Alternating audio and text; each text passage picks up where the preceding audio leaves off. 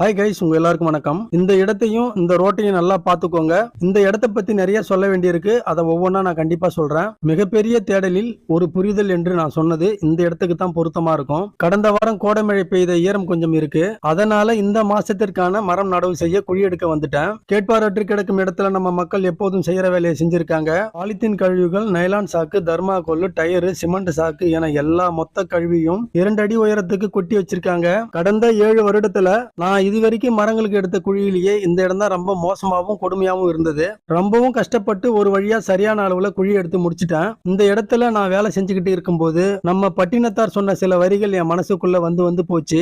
எதுவும் இல்லாமல் பிறந்து எல்லாம் வேண்டுமென அலைந்து எதுவும் நிரந்தரம் இல்லை என்று உணர்ந்து கடைசியில் எதுவும் இல்லாமல் இந்த உலகை விட்டு நான் போகும் இறுதி பயணத்தின் வழிதான் இது. இந்த வரிகளை நான் அடிக்கடி ஞாபகப்படுத்திக்கிட்டே இருப்பேன். ஓகே கைஸ், திரும்பவும் இந்த இடத்துல ஹாய் கைஸ், உங்க எல்லாருக்கும் வணக்கம்.